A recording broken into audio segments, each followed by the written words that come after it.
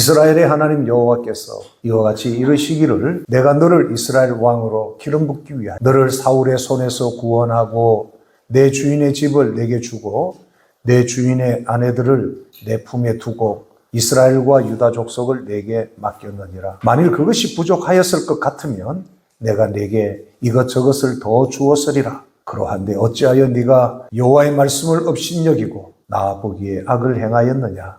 네가 칼로 햇사람 우리아를 치되 암몬 자손의 칼로 죽이고 그의 아내를 빼앗아 내 아내로 삼았도다. 이제 내가 나를 업신여기고 햇사람 우리아의 아내를 빼앗아 내 아내로 삼았은즉 칼이 내 집에서 영원토록 떠나지 아니하리라 하셨고 아멘. 사무엘하 1장 12장은 다윗의 인생의 가장 어두운 장면입니다. 하나님의 사람, 존귀한 다윗도 무너질 수가 있다는 사실을 보여주는 말씀, 사무엘 1장 12장을 통해서 우리가 보게 됩니다. 다윗은 유다 베들레헴 출신, 이 당시에 아주 초라한 시골 출신의 목동이었습니다. 그러나 하나님의 택함을 받아 기름 부음 받았고 나라가 큰 위기에 처했을 때 블레셋 장수 거인 골리앗을 무너뜨리고 이스라엘의 영웅이 되었습니다. 그리고 하나님 마음에 사람이라 불리우며 이스라엘의 영광을 일으킨 훌륭한 왕이었습니다. 그가 지은 시편은 지금도 가고 오는 수많은 세대에게 감동과 은혜를 끼치고 있습니다. 그런데 이렇게 존귀한 다윗, 하나님의 사람 다윗이 오늘 하나님께 있는 책망을 듣습니다. 어찌하여 네가 여호와의 말씀을 업신여기고 나 보기에 악을 행하였느냐. 우리가 다윗을 생각하며 어떻게 이런 악을 짓겠느냐 생각하지만 여러분, 인간은 자세히 보면 사실은 다 머리부터 발끝까지 죄악의 뿌리가 있는 존재입니다. 권력을 갖고 높은 자리에 있어서 그럴듯하게 보여도 죄인이고 거룩하고 아름답게 보여도 사실은 그 뿌리는 다 죄의 뿌리 가운데 있습니다. 우리가 놓치지 말아야 될 것은 나는 죄인이라는 사실을 여러분 잊지 말아야 돼요. 저도 이제 신학교 다닐 때는 그래도 인격적이고 거룩하고 훌륭한 목사님들, 저런 분들은 죄도 안 짓고 참 거룩하게 사시겠다 생각을 했던 적이 있습니다. 그러나 지금까지 살아오며 이런저런 만남과 교제와 경험을 해보면 다 죄인이구나. 다 죄인들이 모여서 큰 소리치고 교만하고 악을 행하고 죄를 짓는데 참 그게 자연스러운 거구나. 이제는 사람에 대해서 실망하지 않고 낙심하지도 않습니다. 저 또한 하나님 앞에 죄인이지만 죄사함을 받아 은혜를 받고 목회의 길을 가고 또 여러분을 섬기는 이 일을 하게 된 것 늘 잊지 않고 있습니다. 다시 말하면 죄사함을 받은 하나님의 백성들일지라도 죄에 참으로 취약한 사람들이다. 늘 잊지 말아야 되는 거예요. 다윗은 이 사실을 간과한 것입니다. 오늘 말씀을 통해서 죄가 어떻게 다윗, 존귀한 하나님의 사람 다윗을 무너뜨렸는지 또 하나님께서 이런 다윗을 어떻게 회복시키시는지 함께 나누며 은혜를 받고자 합니다. 자, 첫 번째, 죄의 시작은 하나님의 사람들이 죄에 무너지는 첫 번째 출발이 어디서 오느냐? 하나님을 업신여기는 마음에서 온다는 사실이에요. 여러분, 오늘 이 말씀은 굉장히 중요한 말씀입니다. 업신여기는 것도 굉장히 불쾌한데 자신을 왕으로 세우신 하나님을 업신여기는 다윗은 그것이 하나님을 업신여긴다라고 하는 사실을 잘 몰랐던 겁니다. 업신여기다라는 뜻의 국어사전의 뜻을 보면 교만한 마음으로 낮추어 보거나 하찮게 여기다라는 뜻이 있습니다. 이스라엘의 왕이 되고 아주 대단한 자리에 앉다 보니까 이제 하나님도 하찮게 보이는 겁니다. 다시 말하면 마음이 교만해지는 데서부터 죄는 여러분 싹트기 시작하는 거예요. 다른 성경 번역본에 보면 여기 업신여기다라고 하는 나를 업신여겼다, 하나님 말씀을 업신여겼다, 이 업신여겼다는 단어의 번역을 보면 얕보다, 가볍게 여기다, 무시하다라고 번역됩니다. 여러분, 사람이 사람을 무시해도 기분 나쁜 거예요. 사람은요, 겉으로 괜찮은 것처럼 보이고 또 겉으로 아주 친절하게 보여도요, 저 사람이 나를 무시하구나라는 것을 인간은요, 이 느낌으로 알아요. 그 무시하는 것이 어떻게 느껴지냐면 그 상대방의 그 교만함에서 오는 거예요. 나는 너보다 적어도 나. 그럴 때 말이 나오고 행동이 나올 때 겉으로는 느끼지 못할 것처럼 보여도 사람은 느껴지는 겁니다. 제가요, 많은 사람을 대하면서 참 그것을 느낄 때가 많아요. 그래서 제가요, 동부산 노회 노회장이 되면서 이제 다른 목사님들은 노회장이 되면 노회장이 이제 취임 선서를 합니다. 나는 앞으로 우리 노회를 위해서 이런 노회장이 되겠습니다. 저는 이제 노회장이 되면서 아주 살을 간단하게 했습니다. 저는 노회장으로서 모든 목사님과 장로님들을 아주 존중히 대하고 겸손히 섬기겠습니다. 그렇게 하고 이제 마친 거예요. 그런데 말보다 중요한 것은 그런 느낌이 목사님들이나 장로님들에게 느껴지느냐의 문제예요. 근데 지금까지는 자신들을 존중히 여긴다는 것을 느끼신 분들이 저를 무시하거나 가볍게 여기는 게 아니라 오히려 저를 존중하면서 우리 노예가 은혜 가운데 잘 이렇게 세워지고 있다는 것에 대해서 참 감사한 거예요. 여러분, 사람도요, 자기를 존중히 여기는지 무시하는지를 아는데 하나님을 얕잡아보고 무시한다고 할 때 여러분, 하나님 마음이 어떻겠습니까? 다윗의 죄는 단순한 실수가 아니었습니다. 그는 이스라엘 왕으로 세우신 분이 여호와 하나님이시고 하나님의 율법인 이 말씀을 가장 잘 아는 하나님의 사람 다윗이었습니다. 그러나 여인 바세바를 보고 욕심을 품었을 때 그 마음속에서 이미 하나님의 말씀을 가볍게 여기는 일이 시작된 것입니다.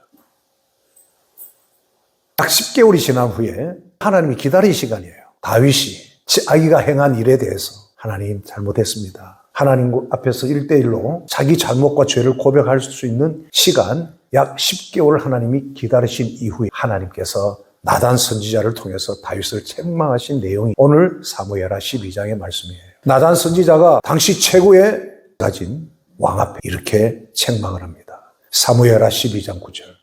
그러한데 어찌하여 네가 나 보기에 악을 행하였느냐? 네가 어찌하여 나를 업신여기고 나 보기에 악을 행하였느냐?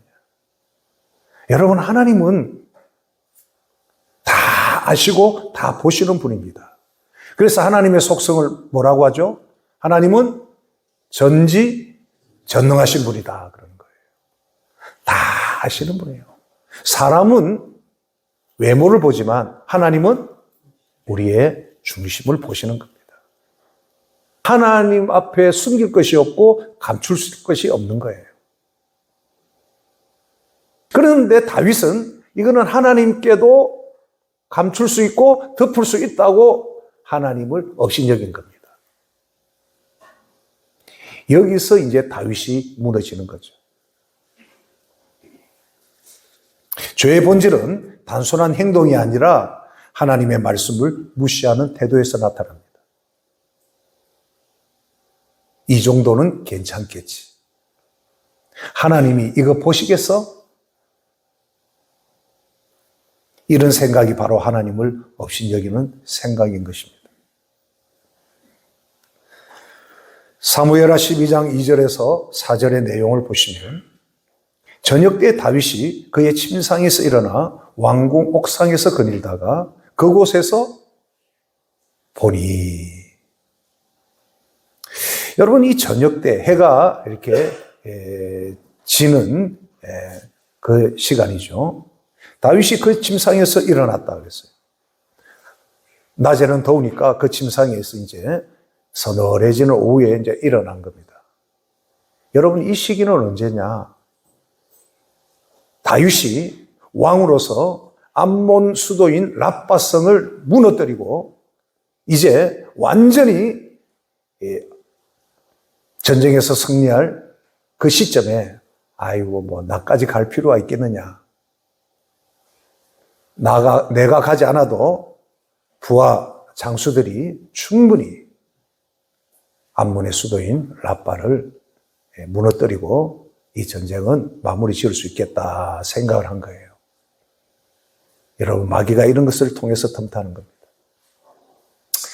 뭐 꼭 내가 가야 되겠냐라는 생각이죠. 여러분, 이런 것들이 교만인 겁니다. 그리고 이때 다윗의 나이가 중년입니다. 여러분, 중년의 위기입니다. 중년은 묘하게 갱년기하고도 겹치는 거예요. 마음은 20대, 30대인데 몸은 이제 점점 노년기로 가는 그러한 시기입니다. 여성들에게는 갱년기 장애가 오고 남성들도 갱년기에 장애가 올 때쯤이에요. 그러나 남자들은 그걸 못 느끼는 거죠. 그래도 나도 아직 30대, 20대 난 아직 건강하다고 생각하는데 몸은 그렇지 않은 거예요. 그럴수록 자신의 젊음을 자꾸 드러내고 싶은 이 죄의 본성이 생기는 겁니다. 이게 이제 발달 심리학의 발달적 위기라는 거예요. 인생의 위기. 다윗은 중년의 위기에 처했습니다. 그리고 한가한 시간을 가졌습니다. 마귀가 이때 틈을 타는 거예요. 왕으로서 한가하게, 여러분 이스라엘의 그 기후는 해가 이렇게 기울면 더위가 이렇게 한풀 꺾이면서 선선한 바람이 불면요, 선풍기도 에어컨도 필요 없습니다. 그래서 그 왕궁 옥상을 이렇게 거니는데 마침 그곳에서 뭐가 보여요? 한 여인이 목욕하는데 심히, 목욕하면 다 아름답죠. 심히 아름다워 보이는지라.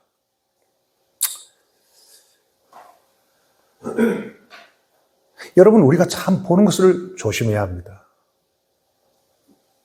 여러분, 평소에 폰을 열면서 보는 것들이 무엇입니까?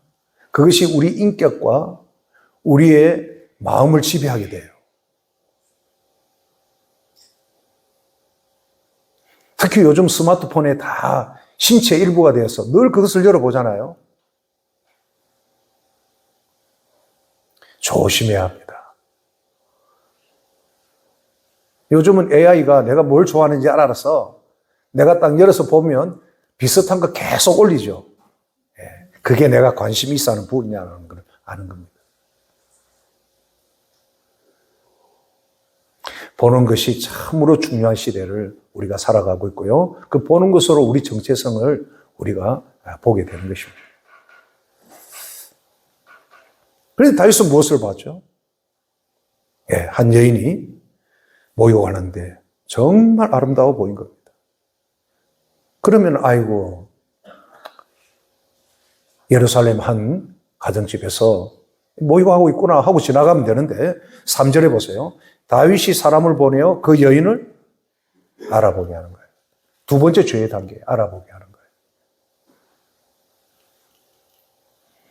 그랬더니 신하가 쪼르륵 갔다가 알아보니까 누구냐? 엘리암의 딸이고 햇사람 우리아의 아내 바세바가 아닙니까? 왕이요, 저 여인은 왕이 충성스럽게 여기는 신하 우리아 장군의 아내 바세바입니다. 왕이요, 저 여인은 남편이 있는 아내입니다. 지금 그 이야기예요. 그것도 어떤 남편? 다윗의 충성스러운 신하예요. 충성스러운 장군이요. 나라를 위해서, 다윗을 위해서 목숨 걸고 싸우는 치열한 전투 현장에 있는 장군의 아내다 이 말이에요. 그러면 다윗이 어허, 그렇구나. 다음부터 샤워할 때 창문 닫고 하도록 알려줘라. 이래야 되는데, 자, 뭐라고 하느냐? 4절, 다윗이 어떻게 해요? 전령을 보내어 그 여자를 자기에게로 데려오게 하는 겁니다. 이걸 누가 보죠? 하나님이 다 보시는 거예요. 그리고 그 여자의 부정함을 깨끗하게 하고 더불어 동침하고 그 여자는 자기 집으로 돌아가는 거예요. 이러면 모든 것이 다 덮일 줄 알았다고 해요, 다윗이. 왜? 하나님을 가볍게 여기기 때문에. 여러분, 하나님은 다 아시고 보시는 분입니다. 한번 그림 한번 볼까요? 뭐 자세한 거는 못 보여드리고요. 자, 다윗이 저렇게 왕궁에서 지금 전쟁 중에 있거든요. 왕이 한가하게 일어나서 이제 나이도 중년이 때가 되었고 한가하게 절에 그늘에서 선선한 바람을 쐬고 있다가 그런 죄를 범하게 되는 겁니다. 여러분, 우리는 될 수 있으면 한가한 시간이 짧아야 됩니다. 인간은요, 시간이 한가하면 좋은 생각, 선한 생각, 거룩한 생각보다 무슨 생각할까요? 죄 지을 생각하는 거예요. 그리고 몸 건강하죠? 돈 많아 보세요. 어떻게 하면 재밌게 죄를 지을까? 인간은 어쩔 수 없는 죄예요.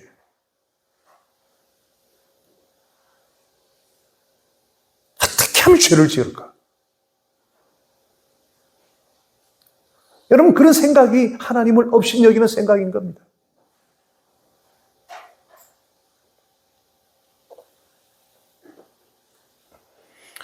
여기 보면 다윗이 눈으로 보았고 마음으로 욕심을 품었고 그 욕심이 잉태하여 죄를 낳게 되고 죄가 장성하면 죽음을 불러오게 됩니다. 야고보서 1장 14절. 각 사람이 시험을 받는 것은 자기 욕심에 끌려 미혹됨이니 욕심이 잉태한 적 죄를 낳고 죄가 장성한 적 사망을 낳느니라.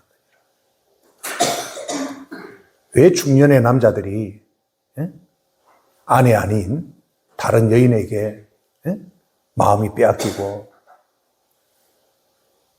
불륜이 일어나느냐?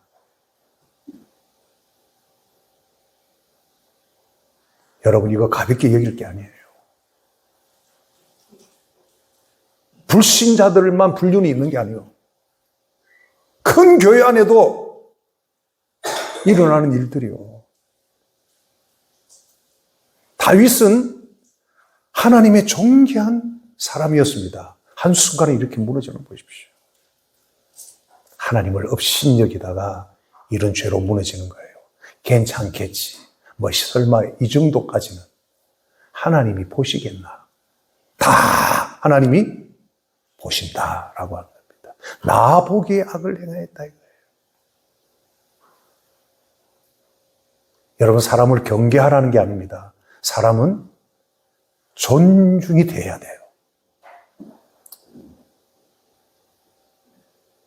이성이 아닌 하나님의 가족으로, 한 형제, 한 자매로 존중이 여겨야 돼요. 그런데 이성의 눈이 열려서 이성적으로 보면 여러분, 그때부터 이 죄가 고개를 내밀기 시작하는 겁니다. 이런 유혹과 시험은 누구에 대한든지 있을 수 있는 거예요. 그래서 우리가 늘 깨어 있어야 되는 겁니다. 죄는 갑자기 오는 게 아닙니다. 하나님의 말씀을 조금씩 반복적으로 무시할 때 시작되는 거예요. 하나님을 두려워하는 마음이 내 마음에서 조금씩 멀어질 때 죄는 찾아오게 되는 것입니다. 기도를 소홀히 하고 말씀을 멀리하고 예배를 형식적으로 드는 일이 반복적으로 되고 있다면 그런 분들은 조심해야 되는 거예요. 나는 그렇지 않다고 생각할지 몰라도 하나님을 업신여기는, 하나님을 무시하는 일을 지금 내가 반복적으로 하고 있지는 않는지 우리 자신을 살펴야 되는 것이죠. 여러분, 하나님과 멀어지는 것은 위험한 거예요.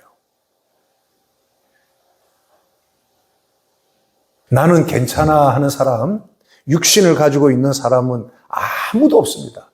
다 경계해야 돼요. 두 번째로, 하나님을 업신여기면 반드시 대가가 따르게 됩니다. 징계가 온다는 거죠. 하나님은 사랑의 하나님이시기도 하지만 동시에 거룩과 공의의 하나님이십니다. 하나님은 다윗의 죄를 그냥 덮어두지 않습니다. 나단 선지자를 보내어서 다윗이 행한 죄를 하나님은 다 드러내십니다. 사무엘하 12장 10절. 이제 내가 나를 업신여기고 햇사람 우리아의 아내를 네가 빼앗지 않았느냐. 우리아가 누구냐? 너의 충성스러운 신하인데 그 신하의 아내를 빼앗아 내 아내로 삼았은지 칼이 내 집에서 영원토록 떠나지 아니하리라. 한번 그림 볼까요? 지금 나단이 왕인 다윗에게 책망하는 것은요, 선지자의 말이 아닙니다. 하나님의 말씀을 받아서 선지자는 그대로 다윗에게 지금 전해주는 것뿐이죠. 그게 선지자의 사명입니다. 목사의 사명은 하나님의 말씀을 그대로 전하는 겁니다. 사실 이 말씀이 굉장히 불편할 수 있는 거예요. 그러나 이게 하나님의 말씀이기 때문에 오늘 여러분에게 이 말씀을 제가 가감없이 전하는 겁니다.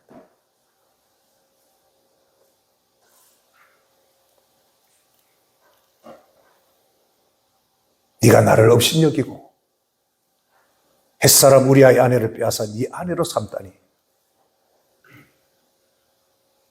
못된 놈, 그 말이에요. 칼이 내 집에서 영원토록 떠나지 아니하리라. 여러분, 어떤 재난이나 재앙이나 어떤 일들이 일어나는 건요, 그냥 일어나는 법이 없습니다. 이후에 다윗의 가정에 칼과 재앙이 끊임없이 이어집니다. 장남이었던 암논이 이복누이 다말을 범하게 되고, 다말의 친오빠 압살롬은 이 사실을 알고 이복형 암논을 많은 왕자들 앞에 칼로 복수하여 잔인하게 죽여버립니다. 나중에 이 압살롬이 아버지 다윗 왕을 반역하여 이 집안에는 칼이 떠나지 않습니다. 다윗이 즉시 회개해서 용서를 받지만 그 죄로 인해서 마귀가 공격할 수 있는 대문을 가정에 활짝 열어지키고 죄악의 상처가 가정 안에 계속 남는 겁니다. 여러분, 우리가 죄로 무너지면요, 우리 때문에 우리 가정에 마귀에게 죄악의 대문을 열어제끼는 우를 범하게 되는 거예요. 그래서 여러분, 죄 짓는 것을 두려워해야 되는 겁니다. 죄 짓는 것을 두려워한다는 것은 나를 보시는 누구를? 하나님을 두려워하는 거예요. 내가 무너지면 나만 무너지는 게 아니고 우리 가정도 무너지고 우리 교회 공동체도 무너진다. 늘 그러한 하나님을 두려워하고 경외하는 마음을 가지고 있어야 돼요. 저도 성도동산교회 담임 목사지만 하나님과의 관계 속에서 이 두려움을 늘 가지고 삽니다. 그렇군요. 말씀을 묵상할 때마다 내가 무너지면 우리 가정, 우리 가족, 우리 교회, 하나님 늘 자신을 지킬 수 있도록 주의 보혈로 성령으로 늘 역사하여 주옵소서. 겸손하지 않을 수가 없는 거예요. 특히 여러분, 외국에 간다든지 선교지의 선교사들에게 제가 늘 말씀 전하는 게 이 부분입니다. 아무도 보지 않는다고 말이나 행동 함부로 하지 마시오. 하나님이 당신들을 다 보고 계신다는 것을 아시고 그렇게 주신 사명 사역한다 하시고. 그래서 감사하게 우리 그 떠인들 선교회 소속 선교사들 안에는 그런 일들은 없습니다. 저 자신도 마찬가지. 언제나 긴장하고 죄 짓는 거 두렵게 생각합니다. 죄 지을 요소들이 얼마나 많은지 모릅니다, 여러분.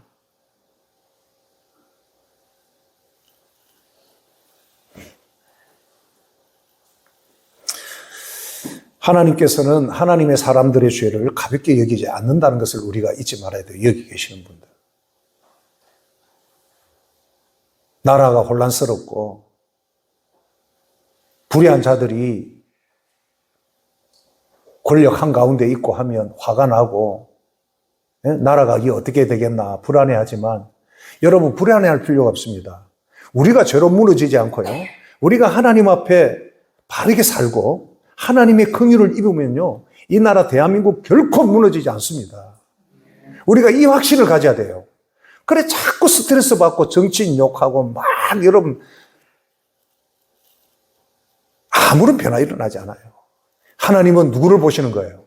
우리를 보시는 거예요, 우리를. 너희가 무너지느냐 무너지지 않느냐 그걸 보시는 겁니다, 여러분.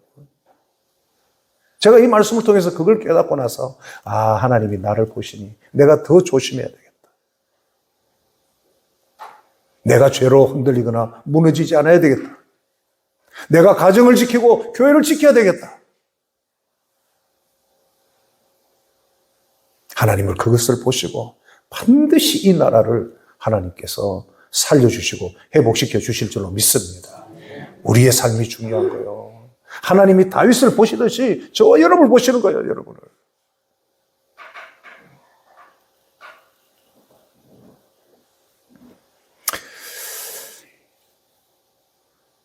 다윗은 고난당할 때 오히려 하나님과 더 가까웠습니다. 고난당할 때 다윗의 시편을 보십시오. 기가 막힙니다. 그러나 모든 일이 잘 풀리고 잘 나갈 때 교만해지고 하나님 말씀을 가볍게 여기다가 심각한 죄를 범하게 된 것이죠.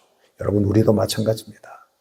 하나님을 업신여기는 모습들은요, 우리 삶의 흔적으로 남습니다. 기도의 능력을 잃게 됩니다.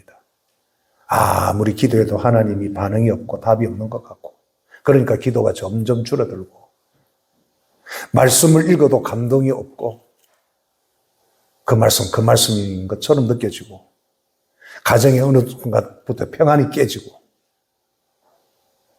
몸과 마음이 건강이 무너지고, 교회 공동체 안에 용서와 사랑이 식어지는 이러한 모든 그 흔적들은요, 하나님을 업신여기는 그 공동체 안에 하나님의 백성들의 하나님을 업신여기는 모습에서 나오는 흔적들이에요.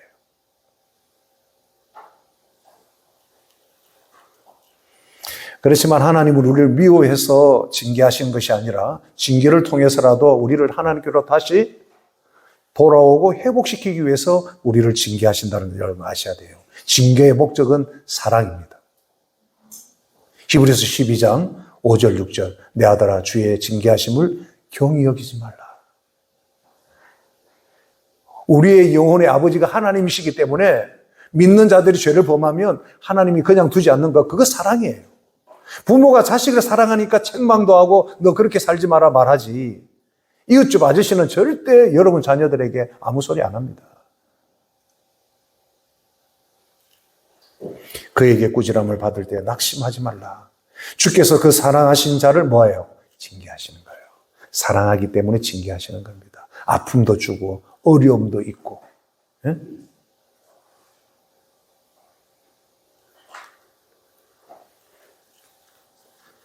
징계는 이제 나는 너를 버렸다는 버림의 표시가 아니라 내가 너를 다시 세워서 쓰시겠다는 사랑의 여러분 증거인 것입니다. 그래서 낙심할 필요 없어요. 하나님은 다윗을 다시 쓰시기 위해서 교만과 탐욕을 깨뜨리고 계시는 겁니다. 세 번째, 죄에서의 회복은 진실한 회개에서부터 시작됩니다. 다윗의 위대함은 심각한 죄를 범했지만 자신의 죄를 깨닫고 즉시 회개한다는 이 모습에서 우리가 볼 수 있습니다. 선지자 나단의 책망을 들은 다윗은 왕이었지만, 아니 왕이 나에게 감히 건방지게 아무리 선지자지만 그런 소리를 나한테 막 하시오, 이렇게 안 합니다. 변명하지 않습니다. 즉시 하나님 앞에 다윗은 주저앉고 통곡하며 회개하기 시작하는 거예요. 사무엘하 12장 13절에 다윗이 나단에게 이르되 내가 여호와께 뭘 범했다? 죄를 범했다. 이게 다윗의 위대함입니다. 아니 나만 그런 짓을 하느냐, 저 다른 나라 왕들 봐라, 더 심한데 와 나한테 이렇게까지 할 거냐. 여러분 부부 사이도 마찬가지입니다. 잘못을 서로 인정하고 시인하면요 회복이 되지만 끝까지 감추고 끝까지 여러분 그런 부분까지 다투면 결국은 가정은 여러분 큰 어려움을 겪게 되는 거예요.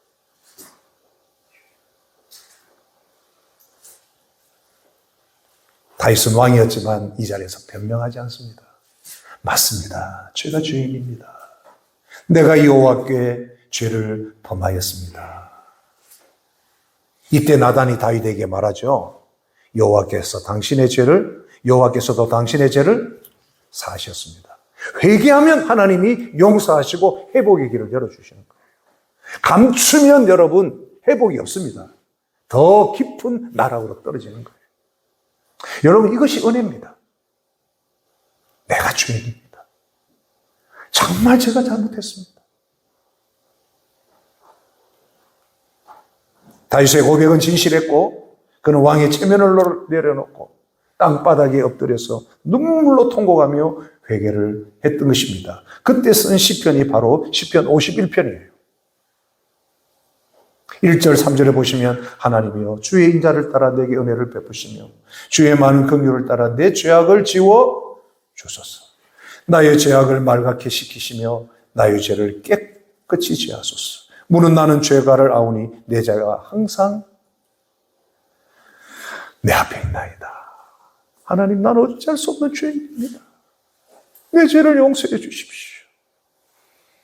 여러분, 이것이 다윗의 위대함이에요. 하나님, 죄인. 요즘은요, 죄 짓고도 뻔뻔한 사람들이 얼마나 많은지 교회 안에서도 지도자들이 뻔뻔한 사람들이 많아요.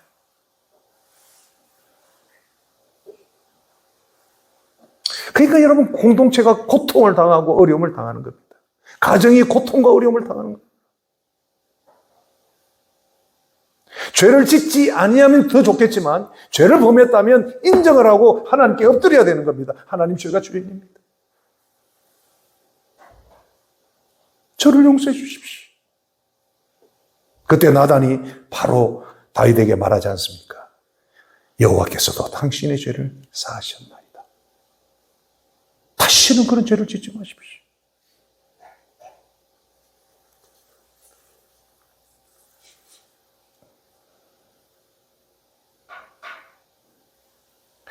그리고 여기 죄를 사하셨다는 이 말씀 뒤에 보면 당신은 죽지 아니하려니와라는 거예요. 하나님께서 뭡니까? 다윗을 회개하지 않으면 죽이려고 한 거예요. 왜 사람이 갑자기 죽느냐? 죽을 일이 있는 거예요. 그런데 회개했기 때문에 당신은 살려서 다시 쓰시겠다 그 말이에요. 여러분, 회개가 그렇게 중요한 겁니다. 회개가. 그런데 다윗이 회개하니까 살려주는 대신 누가 죽습니까? 다윗과 바세바 사이에 난 그 아이가 죽습니다. 죄 없는 아이가 죽는 거예요. 우리 죄 때문에 죄 없는 예수님이 죽으신 거예요. 그게 십자가의 사랑입니다. 우리의 죄 때문에 죄 없으신 하나님의 아들이신 예수님이 십자가에서 죽으신 거예요. 시편 51편 10절 11절에 보면 하나님이여 내 속에 정한 마음을 창조하시고 내 안에 정직한 영을 새롭게 하옵소서. 나를 주 앞에서 쫓아내지 마시고 주의 성령을 내게서 거두지 마십시오. 단순히 다윗은 자신의 잘못을 후회한 것이 아니라 하나님과의 관계가 끊어질 것을 슬퍼하고 가장 두려워했다는 거예요. 여러분, 죄악이 깊어지면 하나님과의 관계가 끊어집니다. 하나님의 임재가 없는 거예요. 하나님께 버림받게 되는 겁니다. 다윗은 이것을 제일 두려워한 거예요. 그래서 주의 성령을 내게서 거두지 마십시오. 여러분, 이게 진짜 회개예요. 진짜 회개. 하나님은 눈물보다 우리 마음을 보십니다. 하나님 앞에서 깨어진 마음을 원하시는 거죠. 시편 51편 17절에 계수에서 다윗은 이렇게 고백합니다. 하나님이 구하시는 제사는 어떤 심령? 상한 심령이에요. 상한 심령은 헬라어로 루아흐 니시바라라는 히브리어입니다. 이 말은 산상조각난 영혼, 찢기고 꺾인 마음이에요. 하나님, 죄로 인하여 내 마음이 산상조각이 나고 내 마음은 찢겨졌나이다. 이 죄 문제를 내가 어떻게 할 수 없으니 하나님 용서해 주십시오. 죄를 뼈저리게 아파하고 허물진 자아를 철저히 부인하는 거예요. 자기를 부인하는 거예요. 그러니까 여러분, 죄인인 것을 아는 사람은 다른 사람을 정죄하고 비난하고 교만하게 판단하지 않는 거예요. 내가 죄인인데. 아시겠습니까? 교회에서 왜 비난하고 비판하고 정죄하고 판단하느냐? 자기는 의롭다고 생각하는 거예요. 그렇지 않아요. 의로운 사람은 아무도 없습니다. 뭐 묻은 개가 뭐 묻은 것을 나무란다고. 우리는 정죄하고 비난할 우리는 자격이나 권리를 가진 사람 아무도 없습니다. 서로 용서하고 십자가의 보혈로 제사함을 받은 하나님의 백성으로 존중 여길 사람들만 있을 뿐이지.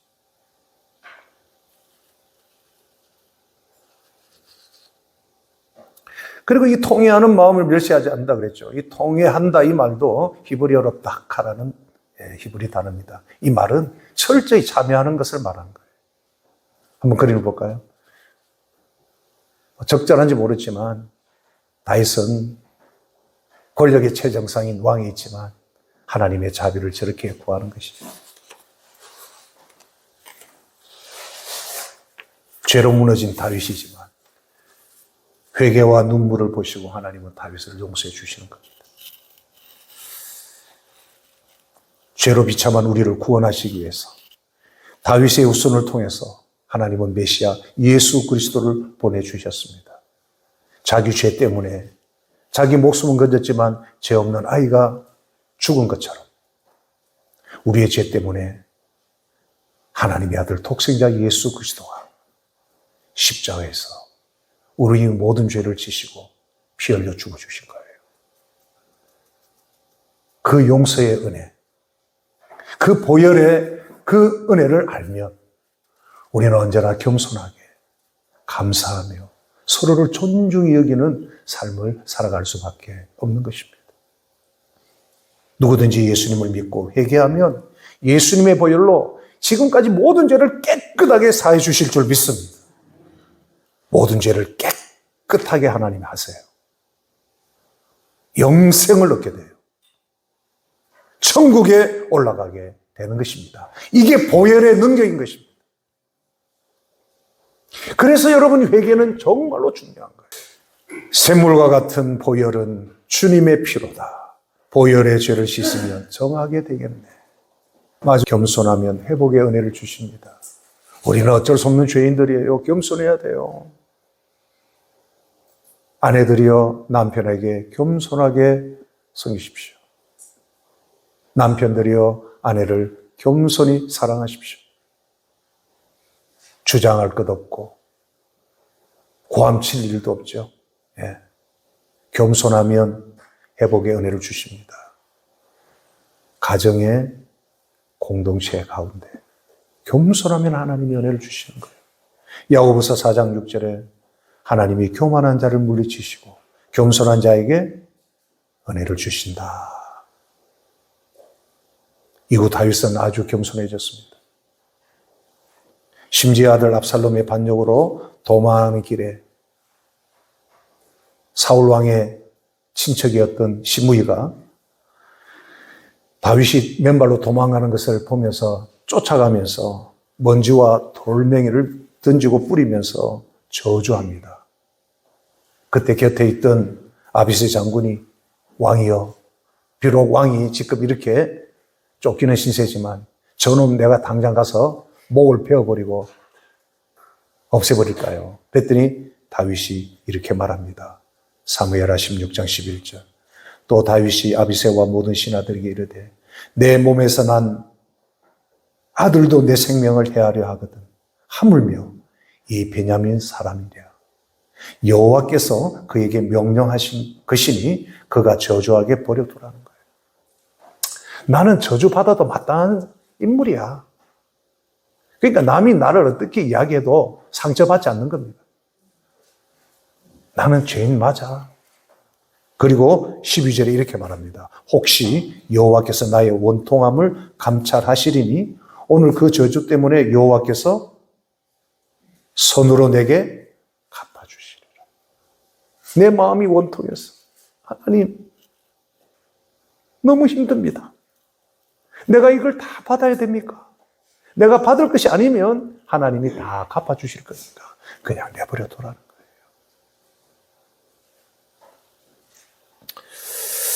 자신을 저주하는 시므이를 통해서도 다윗은 겸손히 하나님의 뜻을 깨닫습니다.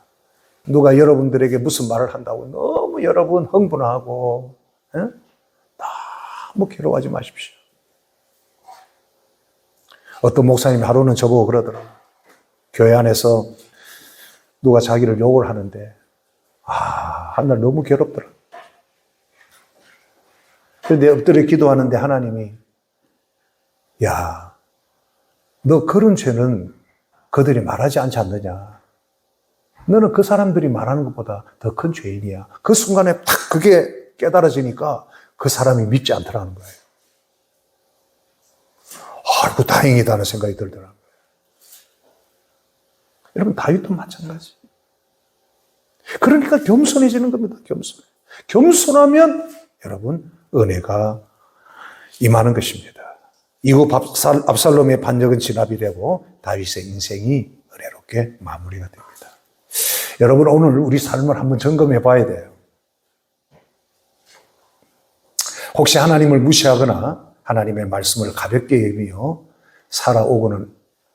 살아오지는 않았는지, 개인의 문제든지 가정의 문제든지 우리 교회 공동체 안의 문제를 먼저 내 자신 안에서 살펴봐야 되는 거죠.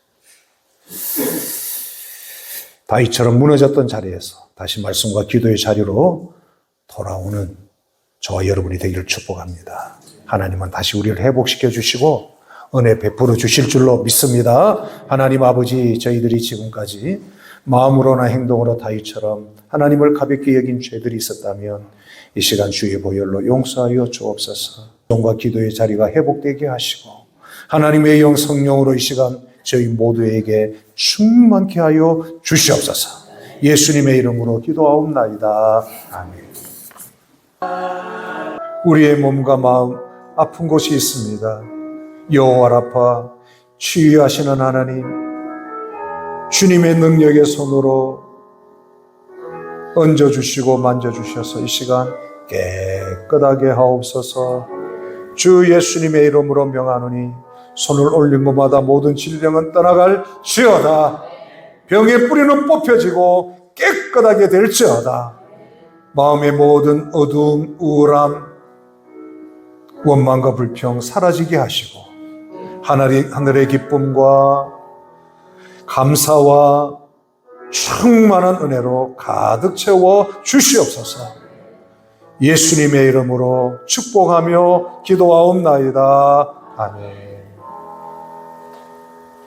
우리 주 예수 그리스도의 은혜와 하나님 아버지의 극진하신 사랑과 성령님의 교통하심이 하나님을 존귀 여기며 살기로 다짐하는 모든 성도들 머리 위에 앞길 위에 영원토록 함께 계실지어다. 아멘.